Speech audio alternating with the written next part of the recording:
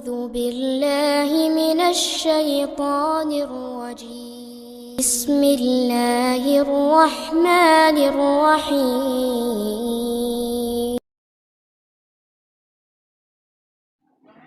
Ikhwatal iman, jamaah daurah Guci yang kami muliakan, semangat ya. Oh, Masya Allah. Apa udah ngantuk ini? Wah, semangat. Kalau ngantuk nanti nggak ikut bakar-bakaran. Masih ada sesi-sesi lain yang cukup menarik dan menggiurkan. Panitianya luar biasa ini. Alhamdulillah, tadi saya berangkat ba'dal Jum'ah jam 2. Nah, saya muter-muter lewat ke sesi. Nah, sampai sini takhir karena sama keluarga, jadi jalannya sering berhenti. Dan semuanya alhamdulillah mabuk. Kecuali saya dan Ustadz Adam Dawud itu. Nah, Ustadz Adam Dawud aslinya mau mabuk, cuman malu dia. Jamaah azanillahu wa iyyakum. Mungkin saya tidak akan bisa memberikan kajian secara maksimal karena posisinya saya dilalah jaket juga lupa. Ya, tapi saya bawa jaket, cuma jaketnya kok ke sana itu. Jaket yang bisa jalan sendiri itu. Saya diberikan materi tentang suami dan istri ideal menurut Al-Quran dan Sunnah. Ini judulnya, saya nggak tahu atas dasar apa panitia memberikan judul ini kepada saya. Mungkin karena anak saya itu banyak, sehingga dibebani dengan judul tema yang luar biasa ini. Tapi secara garis umum, bahwa sebenarnya kalau kita mengkiblat, kalau saja tadi judulnya tidak disebutkan atas dasar Al-Quran dan Sunnah, hanya disebutkan suami dan istri ideal, maka idealitas itu ada yang melihat atas dasar seperti artis-artis itu. Oh, suami ideal itu ya yang suaminya cantik, suaminya ganteng, istrinya cantik. Ada yang mengatakan kalau yang ideal itu yang kaya, bisa kerja semua. Ada yang beranggapan yang namanya suami istri ideal itu ya yang sama, yang seimbang atau kafaah. Sebenarnya tidak cukup dengan itu. Tapi yang jelas, semua dalam kehidupan ini idealitas itu diukur dengan keimanan. Keimanan itu yang paling pertama. Ketika kita bisa mengucapkan amantu billah, saya beriman kepada Allah, itu ideal sebagai seorang hamba yang baik. Pertama iman dulu. Nah, dalam keimanan itu ada orang yang beriman tapi kurang bertauhid. Kita tingkatkan lagi dengan tauhid yang bagus. Karena banyak orang-orang yang beriman, tapi keimanannya belum bagus. Dia ketika mengatakan la ilaha illallah hanya di lisan saja. Tapi tauhid uluhiyah dan rububiyahnya, asma dan sifatnya tidak dipelajari dengan bagus. Sehingga grade atau standar keimanan itu masih belum sempurna. Kemudian ketika dia sudah beriman, keimanan itu sampai tahap seperti apa? Pertama, dengan tauhid yang bagus, yaitu asyhadu alla ilaha illallah. Asyhadu alla ilaha illallah itu kalau kita kaji secara dalam, Ustadz Jundi itu materinya ada nawaqidul iman, kemudian ada tauhid uluhiyah, ada tauhid rububiyah, itu luar biasa. Dan itu yang perlu kita pelajari dan kita tahu lebih dalam tentang tauhid itu. Kemudian wa asyhadu anna Muhammadan Rasulullah. Mengikrarkan bahwa Nabi Muhammad Rasulullah itu bukan hanya sekedar kita, oh ya itu Nabi saya namanya Muhammad bin Abdullah, bapaknya namanya Abdullah, ibunya Aminah, kemudian dilagu-lagukan. Bahkan sekarang yang lagi ngetren itu ngajak sholawat tapi nggak sholawat. Sholawat, ayo sholawat gitu Pak. Tapi orangnya nggak sholawat. Ya. Padahal esensi yang paling terpenting ketika beriman kepada Rasulullah adalah ittiba' kepada beliau dalam segala hal, terutama dalam ibadah, kemudian dalam akhlak, dalam perilaku sehari-hari. Makanya sunnah itu ada sunnah qauliyah, ada sunnah fi'liyah, ada sunnah taqririyah. Ya.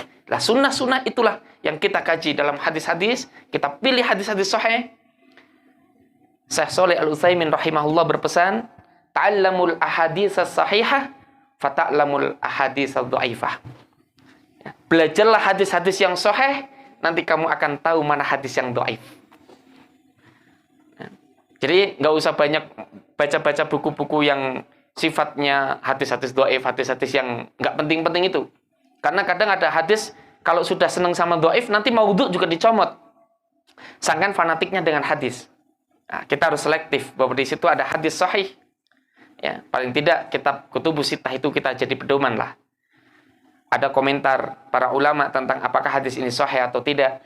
Kita punya ulama besar yang kita ikuti, beliau Syekh Nasiruddin Al-Albani. Beliau telah mentarjih, ya. Kemudian hadis-hadis itu ditakhrij sedemikian rupa dari semua sanadnya. Kemudian ya, kita bisa menentukan mana yang sahih, mana yang tidak sahih, mana yang hasan, mana yang itu, mana yang layak untuk menjadi dalil istidlal atau yang tidak. Suami istri ideal itu pertama harus itu. Iman kepada Allah, iman kepada Rasulullah. Kemudian ideal yang selanjutnya adalah orang yang mempunyai akhlak yang baik. Sebagaimana sabda Rasulullah sallallahu alaihi wasallam, "Idza atakum," apabila datang kepada kalian, "man tardawna dinahu wa khuluquhu," yang engkau sudah cukup senang dengan agamanya dan akhlaknya, fazawijuhu, udah nikahkan aja. Ini kan Rasulullah sudah memberikan sinyal bahwa untuk mencari menantu yang ideal, artinya nanti dia akan menjadi suami yang ideal, itu adalah orang yang akhlaknya baik, yang agamanya bagus. Agamanya bagus itu paling tidak kita lihat sholatnya sajalah.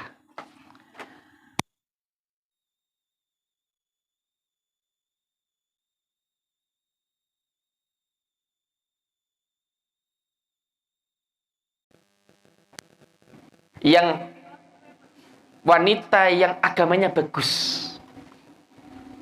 agama yang jadi taruhan, bukan kecantikan, karena kecantikan itu akan pudar.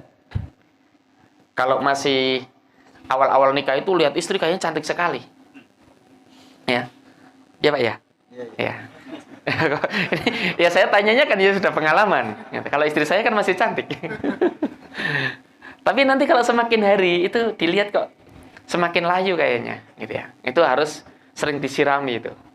Pakai apa itu cream foundation, kemudian pakai ini, pakai itu dan seterusnya. Tapi karena sering ketemu juga nanti kalau lihat yang sampingnya kok kayaknya kok hijau yang sebelah gitu. Lah ini udah mulai tergoda ini. Ya. Nah, tapi ketika melihat akhlaknya itu baik, semuanya akan menjadi baik. Ya, makanya walaupun cantik tapi ngeselin. Nah, saya itu tahu cantik ngeselin itu kalau lihat sinetron, Pak. Lihat sinetron itu kadang di rumah istri itu cok lihat sinetron siapa itu? Andin, iya cari. Saya jarang lihat loh. Itu cantik tapi kok jahat di penjara apa? Oh, saya akhirnya sengit. Oh, berarti cantik pun akhlaknya nggak bagus. Nggak kepake apa-apa. Gitu. Nah, ternyata memang dalam kehidupan ini yang paling mengesankan itu adalah akhlak, bukan tampilan. Ya. Makanya innallaha la yanzuru ila suwarikum wala ila ajsamikum walakinnallaha yanzuru ila qulubikum wa a'malikum. Allah tidak melihat tampang wajahmu, tidak melihat body posturmu, tapi Allah melihat hati dan perilakumu. Nah, ini yang akan menjadi standaritas dalam kehidupan. Lah, dalam masalah keluarga yang suami dan istri yang ideal itu juga jamaah sekalian. Dalam Al-Quran surat An-Nisa disebutkan bahwa wala tarisun nisa'a karha. Janganlah engkau meninggalkan, memberikan bekas ataupun kesan kepada istrimu sesuatu yang membuat dia benci. Makanya istri itu perlu dibahagiakan. Pokoknya jangan senang-senang. Maka berbahagialah bagi saudara-saudara yang ngajak istri ke sini. Paling tidak dia sudah merasa bahagia. Ya, senang diajak camping gitu. Kajian, daurah itu senang. Nanti kapan-kapan ngajak istri semua. Yang belum punya istri, bujuk dhisik.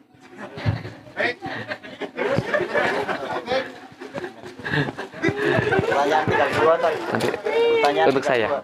Ya nanti insya Allah. Ya. Yang terusannya saya nggak berani ngomong itu. Itu Sajudi aja yang ngomong. Ya. Karena memang kadang wanita itu mudah terkesan, tapi juga mudah tergores.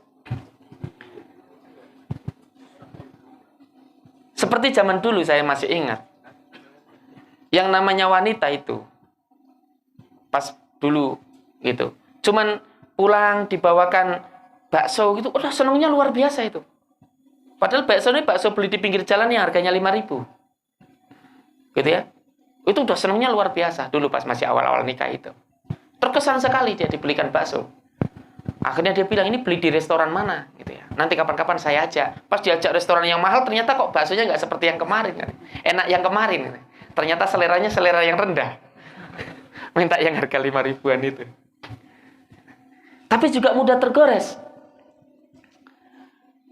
Makanya ada ibarat bahwa panas 1 tahun akan habis di guyur hujan 1 hari itu ya. Karena memang dalam hadis juga disebutkan bahwa seandainya kau memberikan kebaikan 1 tahun terus kepada istri, kemudian kamu salah 1 kali, maka hilanglah semua kebaikan itu. Tapi itu mohon maaf ibu-ibu sekalian, akhwat, ini sifat wanita yang nggak bagus, yang suka melupakan jasa satu dengan yang lain. Oleh karena itu,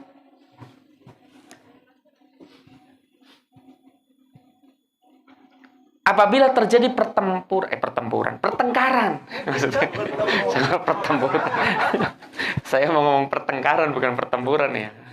Soalnya sama tapi nanti konotasinya beda.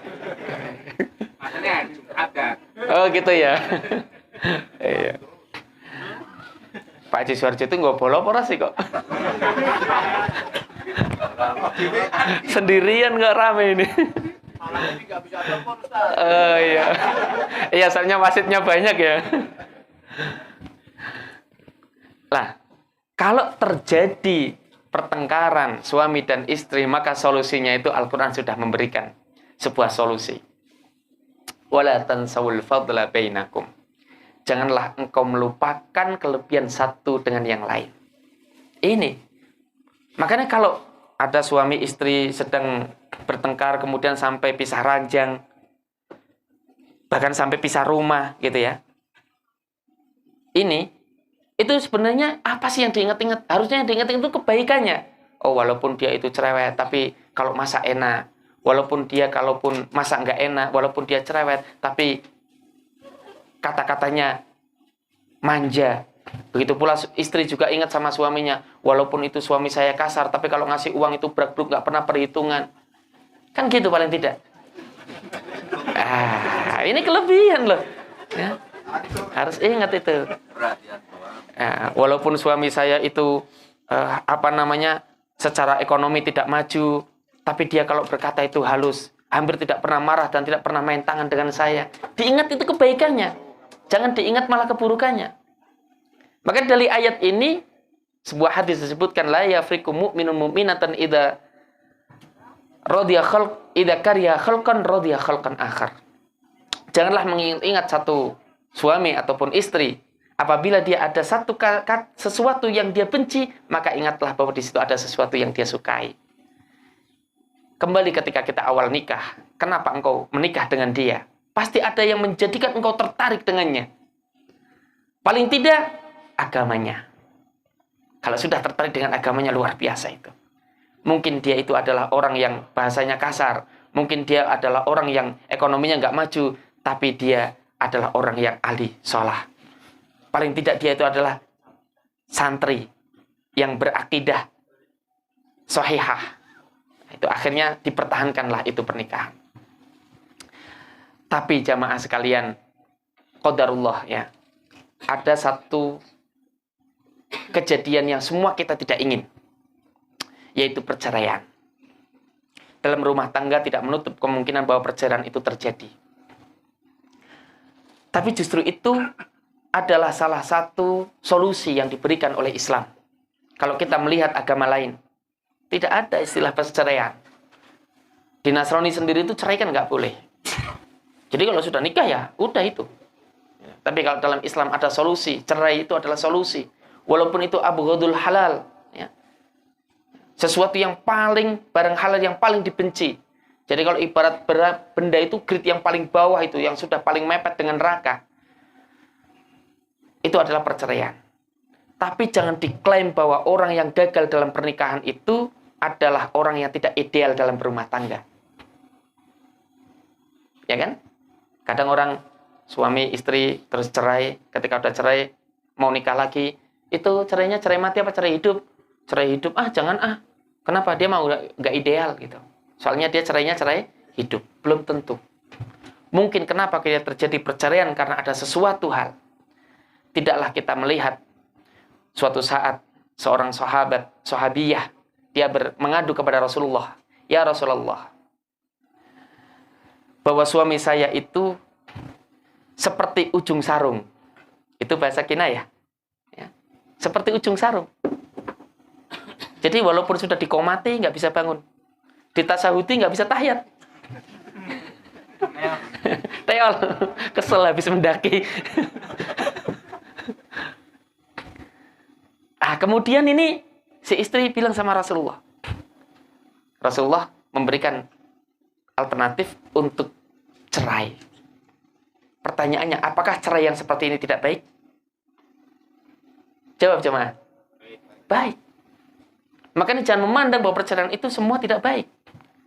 Walaupun semua kita kepingin bahwa dalam rumah tangga kita itu jangan sampai terjadi sebuah perceraian. Tapi bahwa kita harus iman bahwa perceraian itu adalah solusi dalam agama ini yang wajib kita imani. Gitu ya jemaah ya.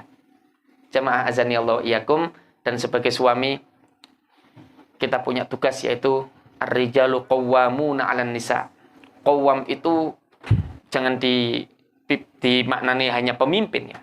Jadi qawwam itu segala sesuatu yang memang bertumpu, itu qawwam. Jadi kalau ada kambing itu kakinya itu namanya qaimah. Qaimah itu kaki ya, kakinya itu. Jadi suami itu tumpuan untuk keluarga. Makanya kita memberikan nafkah. Yang wajib memberikan nafkah itu suami. Mencari nafkah itu suami. Dan nafkah itu beda sama sekedar kita ngasih uang jatah gitu. Itu nafkah, itu pemberian yang bernilai sedekah. Bukan sama kalau ngasih uang sama istri itu diniati. Itu sedekah sampean itu. Dan yang menafkah itu pasti akan diberikan kecukupan oleh Allah. Beda kalau rezeki. Kalau kita hanya mencari rezeki itu kadang kita kurang, kadang sudah banyak juga kita masih melihat yang lebih, dan seterusnya. Itu kalau rezeki. Tapi kalau nafkah itu pasti cukup. Dulu manakala suami istri saja dikasih uang 15.000 cukup diberikan sayur asam. Ya, kalau belum punya anak, ketika punya anak 20.000 itu cukup. Tapi kalau kita cari rezeki, kadang masih belum cukup karena bukan untuk nafkah. Paham nggak bedanya ini? Saya kasih contoh lagi. Perempuan boleh nggak cari uang? Boleh, tapi dia tidak wajib memberikan nafkah kepada keluarga. Ya. Makanya kalau yang cari uang itu perempuan pasti selalu kurang. Karena bukan nafkah. Ya kan? Perempuan berkarir. Ketika berkarir dia gajinya melebihi suaminya. Itu seringnya nanti bisa-bisa itu akan terjadi. Suami istri itu kalau tidak punya iman yang bagus, tidak punya agama, tidak punya akhlak yang baik, itu bisa ngantasi suaminya. Gitu. Karena istri tidak memberikan nafkah, dia hanya mencari rezeki. Bahkan udah dapat gaji banyak pun untuk beli bedaknya masih minta lagi sama suaminya. Lah kamu kan gajinya udah 4 juta kok beli bedak kurang. Itu kan baru bedaknya, belum shoppingnya. Namanya shopping itu tas jentrek. Benono iklan itu masih beli lagi. Itu baru pakai 1 kali kondangan, besok ganti lagi. Kok nggak dipakai lagi yang itu kemana udah saya pakai. Wes ono sing tau weruh katanya. Berarti kepinginnya selalu new ya. Nah itu. Makanya suami ini punya tugas untuk qawwam, untuk memberikan nafkah. Dan nafkah itu pasti akan dicukupkan oleh Allah kalau kita niat untuk memberikan nafkah. Jamaah azanillahu wa iyyakum. Ini waktunya juga sudah malam. saya tidak bisa memberikan kajian yang sistematis, yang bagus. Saya ngomongnya juga ngacak ini karena masih tadi mobilnya tuh ngosek-ngosek hampir mau nabrak jurang saya itu tadi. Nabrak itu tebing itu. Mobilnya jalan sendiri ini. Sudah saya rem itu gini, goyang sendiri itu ya. Mau nabrak tebing itu tadi di pojok sana itu. Ya, luar biasa. Tapi alhamdulillah semua selamat. Mudah-mudahan senantiasa kita dalam lindungan Allah Subhanahu wa taala. Keluarga kita, anak-anak kita, semua saudara-saudara kita senantiasa dalam lindungan rahmat Allah Subhanahu wa taala. Mungkin hanya ini yang bisa kami sampaikan. Dan ada kuis. Tadi udah belum? Udah. Oh, ini saya harus kasih kuis. Gitu.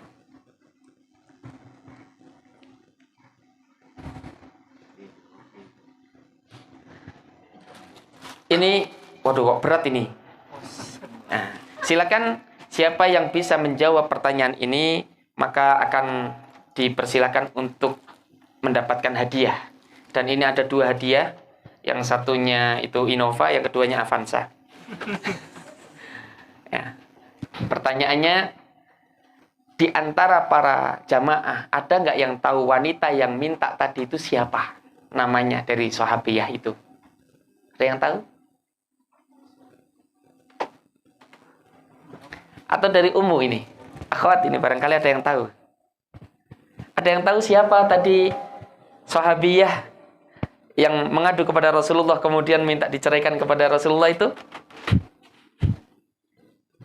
Ada yang tahu? Gak ada yang tahu ya?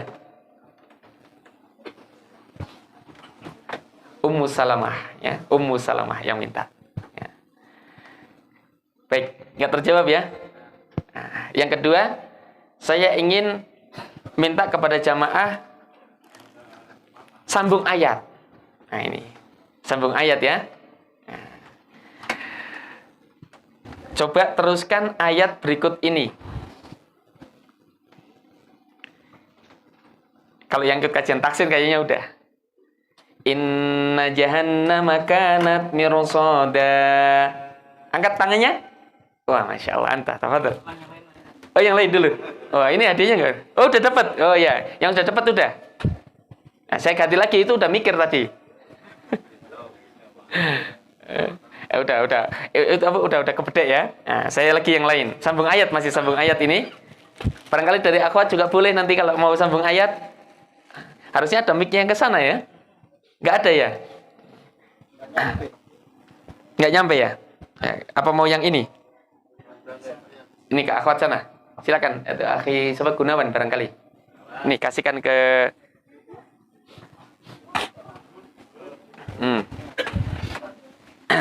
ya.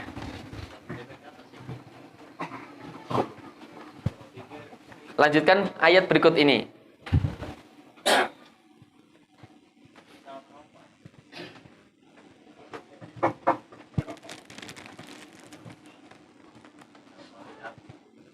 Al-Qari'ah.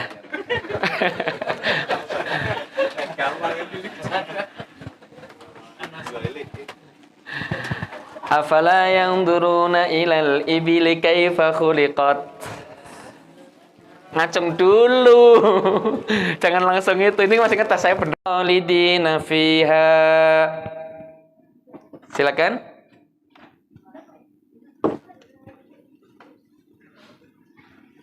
Ayo.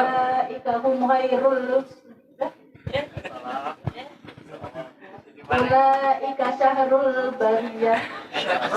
Benar? Salah katanya ini. Dewan jurinya banyak. Ulaika hum syarrul bariyah.